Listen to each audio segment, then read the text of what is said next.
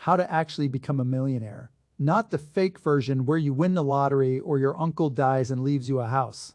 I'm talking about the real path, the one that's boring, the one nobody wants to hear about because it doesn't sound sexy on a billboard. And I need you to sit with this for a second because most of what you've been told about getting rich is flat out wrong. You've been told it's about making more money. It's not. You've been told it's about working harder. It's not. Not really. I've sat across the table from thousands of entrepreneurs and I've written checks. I've watched people build fortunes and I've watched people blow fortunes. And I can tell you the difference between the two groups has almost nothing to do with talent and almost everything to do with a handful of decisions that regular people can make starting today, this week, right now. If you're waiting for a bigger paycheck to start building wealth, you are going to wait your entire life and die broke. That's not me trying to scare you. That's just math. So stick with me because by the end of this, I'm going to break down exactly what separates the people who actually get to $1 million from the people who talk about it at Thanksgiving every year and never move an inch. Before I get into it, I want to say something, and I mean this. What I'm about to walk you through is stuff I'd normally charge real money to say in a room full of people who paid to be there. I'm not doing that here. I'm giving it to you for free because I think everybody deserves a real shot at this. Not just people who can afford a seminar. All I ask in return is you hit subscribe right now before you keep watching because I put out this kind of breakdown regularly and you don't want to miss the next one. That's it. That's the deal. Hit it and let's keep going. Here's the first thing you've got to unlearn. Making a lot of money and building wealth are two completely different games, and most people never figure that out.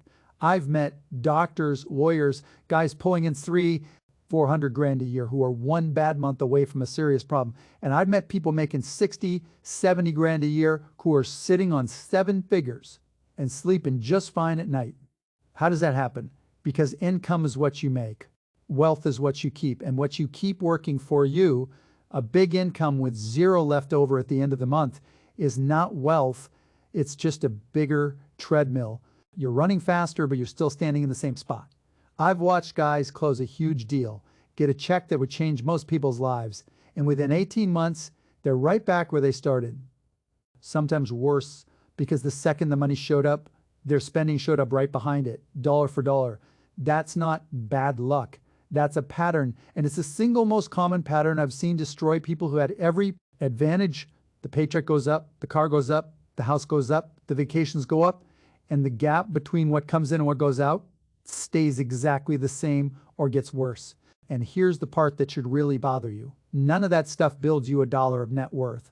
A car loses value the second you drive it off the lot. A bigger house with a bigger mortgage just means a bigger bill every month. None of it is an asset in any real sense. It's just stuff, and stuff doesn't pay you back. So if income isn't the answer, what is? It's the gap, the space between what you earn and what you spend, and more specifically, what you do with that gap. That gap is the only thing on this entire list that actually determines whether you end up wealthy, and it's completely within your control no matter what you earn. I don't care if you're making $40,000 a year or $400,000 a year. If you're not creating a gap and putting that gap to work, you are not on the path, full stop. This is the part people don't want to hear because it means the excuse of, I don't make enough, doesn't actually hold up the way they think it does. Now look, I'm not going to sit here and pretend someone working 2 jobs just to keep the lights on has the same flexibility as someone making 6 figures. That's real, and I respect that. But for a huge chunk of people watching this right now, the truth is you're not broke because of your income. You're broke because of your habits. And those are 2 very different problems with 2 very different solutions. Let's talk real numbers because I hate when people speak in vague terms about this stuff. Say you're 25 years old and you find a way to invest $400 a month. That's about $13 a day, less than what a lot of people spend on coffee and lunch combined without even noticing it. You put that into a simple, low-cost index fund, something that tracks the overall stock market, nothing fancy, nothing you need a finance degree to understand. Historically, the stock market has returned somewhere around 9 to 10% a year on average over long stretches of time. Though I want to be straight with you, that's not guaranteed every single year. Some years it's up big, some years it's down, and there will absolutely be years where your account drops and it feels terrible. That's part of the deal. That's the price of admission for the long-term return. And anybody who tells you investing is risk-free is trying to sell you something.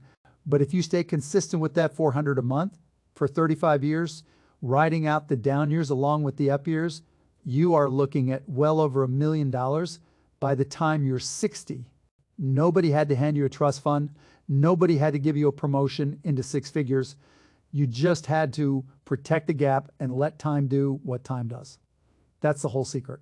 And it drives me crazy that more people don't know this because it's not complicated. It's just not exciting enough to go viral. Now, here's where I want to push back on something, because I know some of you are thinking that's easy for a guy who's already rich to say, cut back, save more. So let me flip it. It's not about deprivation. I'm not telling you to eat ramen every night and never see your friends. That's miserable. And honestly, it doesn't work long term because people quit miserable plans. What I'm telling you is to get intentional. Look at where your money is actually going right now, not where you think it's going. Actually pull up your statements and look. Most people are shocked. Subscriptions they forgot about, food delivery fees that add up to a car payment, financing, furniture, and electronics on high-interest credit when they didn't need to. You don't have to kill your whole lifestyle. You have to close the leaks, and then you take what you find and you point it somewhere that grows instead of somewhere that disappears. Now, let's talk about the trap that catches almost everybody, and I mean almost everybody, because I fell into pieces of it myself when I was young and broke, sleeping on the floor of an apartment I shared with 5 other guys. The trap is confusing looking rich with being rich. Society has trained us to believe that a nice car in the driveway, a name brand on your wrist, a big house on a street with a fancy name means somebody made it. I'm telling you right now, from having actually sat in rooms with people who are genuinely wealthy, the people who look the richest are very often the ones who are the most financially exposed. And the people who are actually sitting on real money are frequently driving something normal and boring that nobody would look at twice. There's a real difference between an asset and a liability. And I need you to burn this into your brain. An asset puts money in your pocket.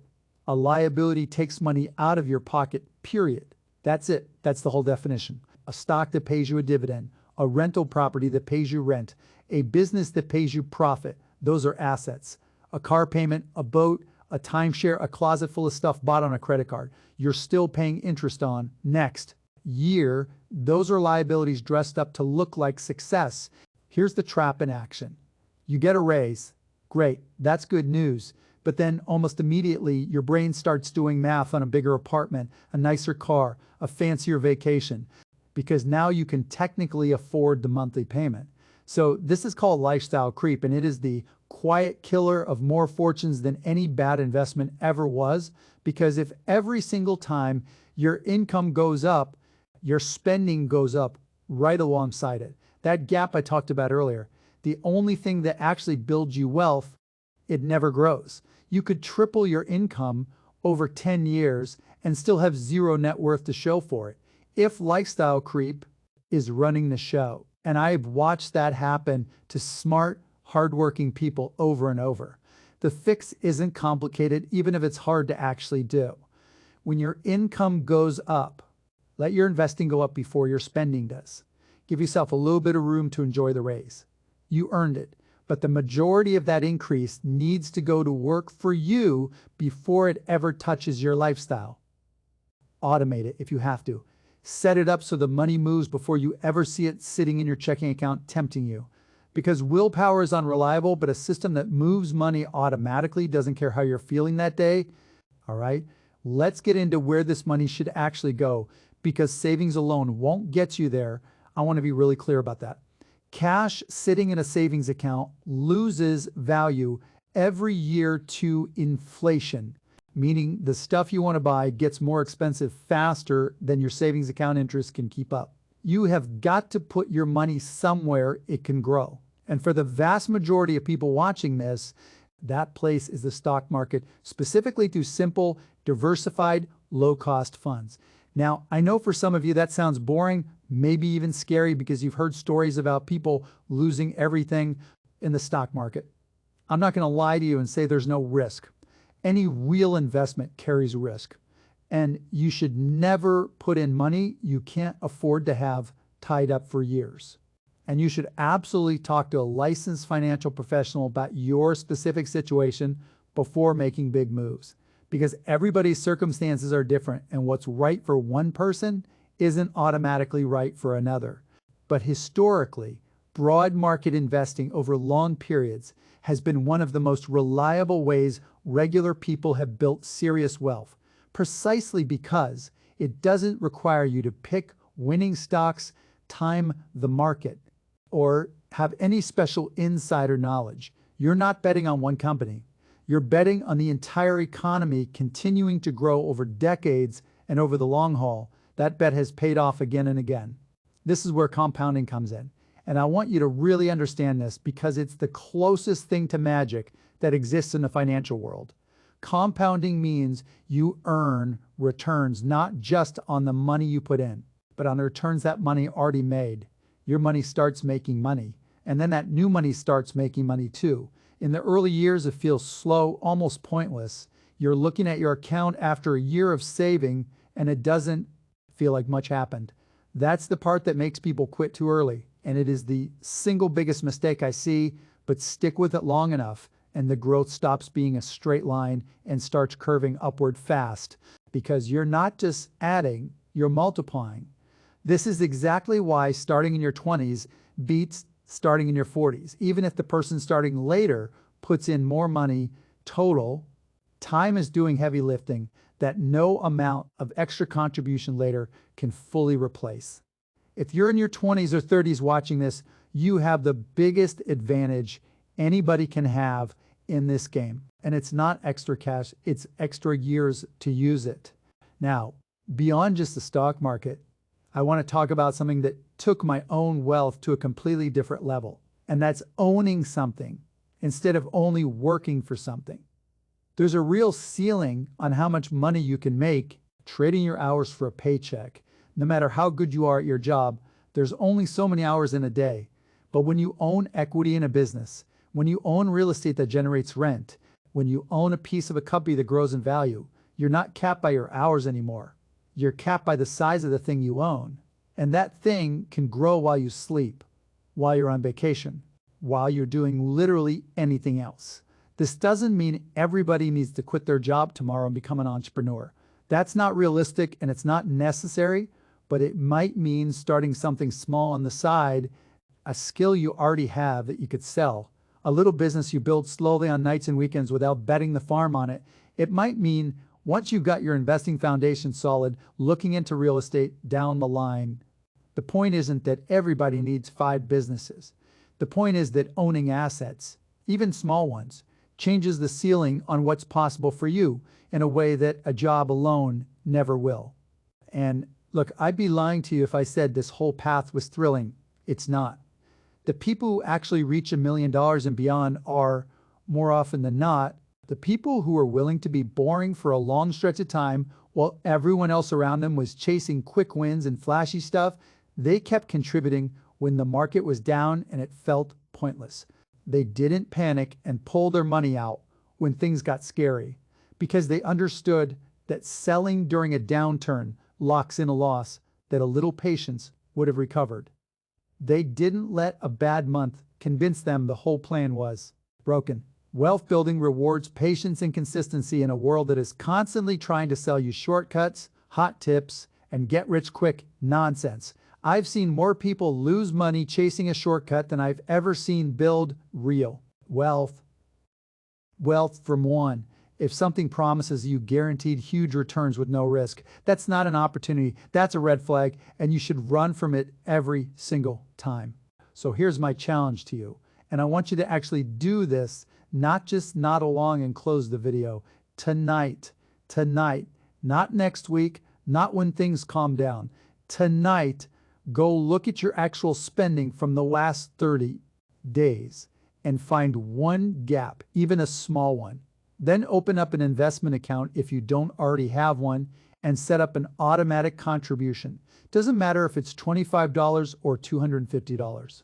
The amount matters way less than the habit you're building right now. The people who end up with $1 million aren't smarter than you. They don't have some secret you don't have access to. They just started, and they didn't stop. They protected their gap.